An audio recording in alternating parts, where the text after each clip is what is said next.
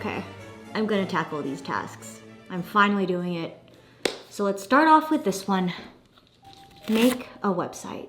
I want to thank Google Domains for sponsoring this portion of the video. So I have a book club called Curl Up Club, which I started during lockdown, and I want to make things official by creating a website for Curl Up Club.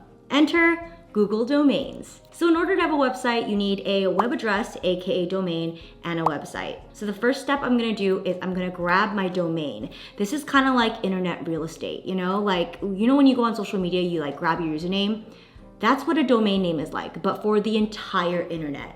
Luckily, Google Domains makes this process very seamless. I was able to secure the curlupclub.com from Google Domains. Honestly, if creating a website has always intimidated you, don't be. Technology has come a very long way. It's easy to get started, it's easy to transfer it, and it's easy to connect all the other Google tools you need for your business. It's also secure and reliable. Google Domains offers the exact same infrastructure used by Google, like these. So you can focus on running your business rather than doing complicated backend stuff.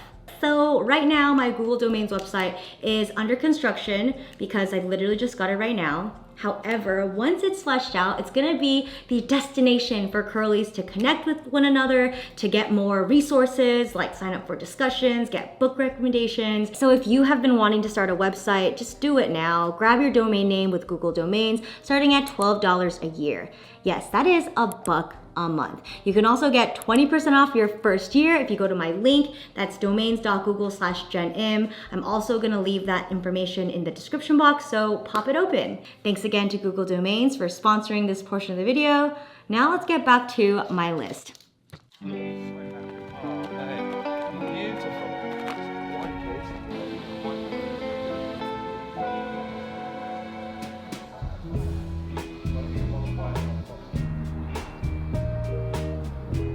The White Rabbit jumps around your palate with its acidity and light finish. White Rabbit Chardonnay, what is in the Chardonnay? Well, I'm glad you asked actually. Oh, light crisp. Perfect with some soft cheeses, which we have as well, so that is fate. Look at that, cheers to that, to soft cheeses. Oh, it's a bit of me, folks. Yeah. It's a bit of me. So far this one's winning overall. But the next one's called honey pie. Oh, come on then, honey pie. So sweet, crisp, and sumptuous. Sumptuous, that's what I like to I hear. like that adjective. Oh, Cheers. I like that. Cheers, guys. Cheers. I like this. That reminds me of like elderflower. Yeah, it gives it the elderflower. Yeah, I might have to get to update that on the Floral. description.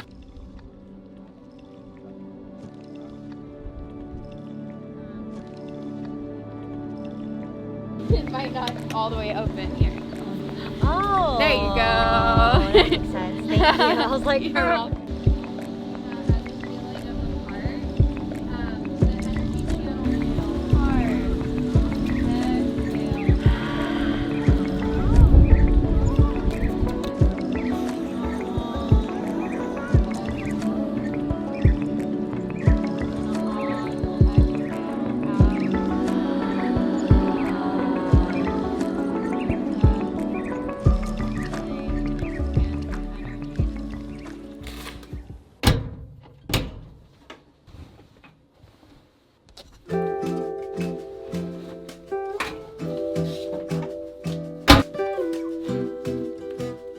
all right, let's sort this laundry out.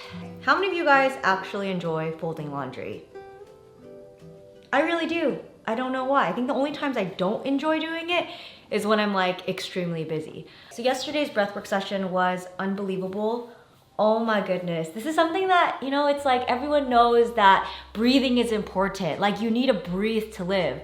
But I genuinely had no idea that I can control my body and my mind through my breath.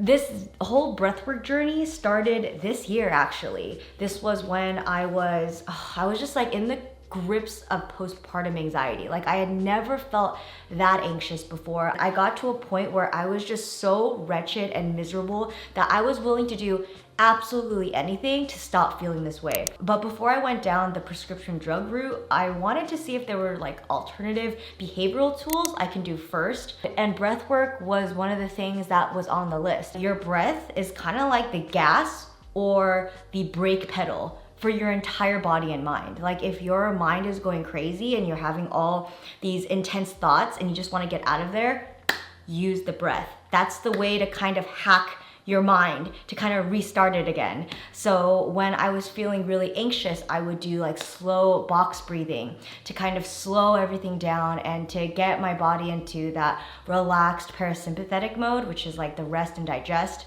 It's a big shame that our body doesn't come with an instruction manual, but if it did, I feel like breathing / respiration would be there 100%. My husband, Ben, he is like the breathwork king.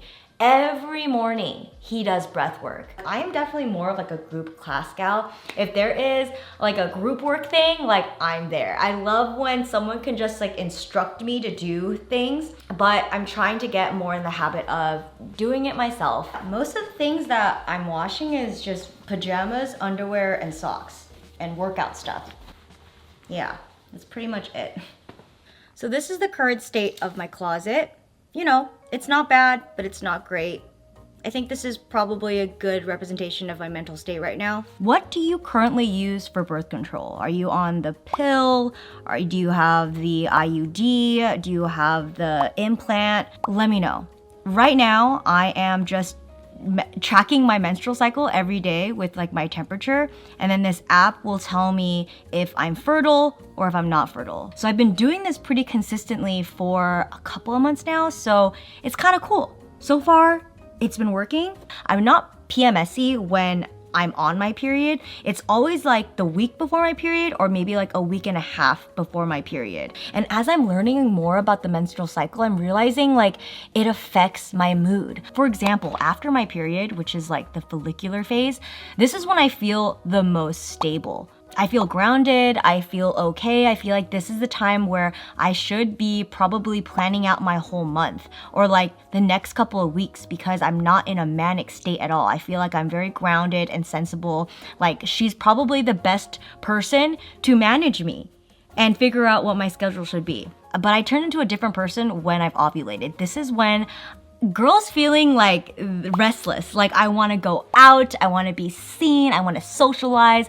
Everything seems like a good idea. It's like my body saying like, girl, you need to get out, let's get pregnant, let's do it again. But after like a week of feeling like that, when I'm towards like the end of my luteal phase, this is when I am so sensitive. I feel like the world is caving in. This is where I feel very doubtful about the work that I'm doing or the decisions that I'm making. And yeah, that's usually when I have the PMS. So it's really awesome to have this app that tracks exactly where I'm at in my menstrual cycle. It just gives you more data on why I might be feeling a particular way. I'm also very curious about seed cycling, which is when you change your diet or like, I guess you eat certain things depending on where you are in your cycle with like different seeds. I don't know. I want to read a book about this so I can get more information on it, but it's wild.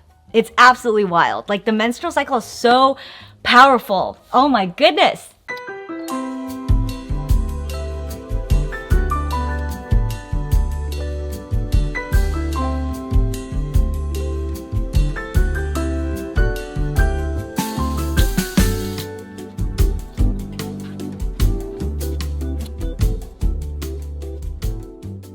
That took a lot longer than expected, but it's done. My closet is now organized.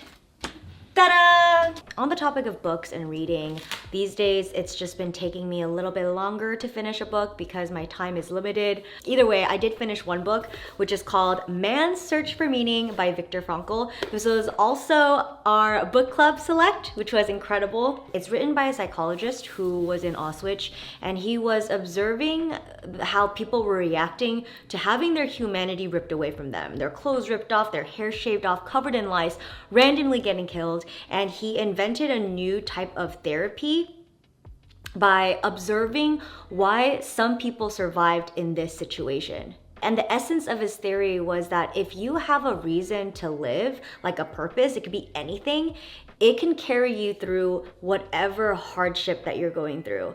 So he was on this forced work march and he was feeling weak, so he collapsed, and a soldier came and he started to freaking get his rifle and just hit him, just being like, get up, get up, get up. And he had seen this soldier kill people by not getting up. And so there was a part of his mind who was like, well, I'm gonna die anyway, so I guess this is it. Like, this is the moment that I'm gonna die. But then he imagined himself on a stage giving a speech about this very experience and how it was transforming everyone in the room in a positive light. And that's what got him to get up, and it gave him the strength to just like continue on this work march. And then he ended up being a really famous psychologist and philosopher talking about this very experience. So that was such a trip. I think this is one of the most profound books I've ever read. We met at a mutual friend at this. Our friend Cody is going to do a little sound session for us. So excited. It's our first sound bath together, isn't Yeah, it? I've actually done one sound bath, but it was a Zoom sound bath. So Not Oh the my same. gosh, I I'm know. so happy that you've never. I know, this is my I first know. in-person one. So we'll just start with a couple rounds of grounding breath to get us in our bodies. So I'll have you bring your awareness down into the base of your feet. And then we'll take a deep, grounding, nurturing breath in from the base of the feet all the way to the crown of the head. And we'll hold the breath at the top, softening all of the muscles in the body. Audible exhale.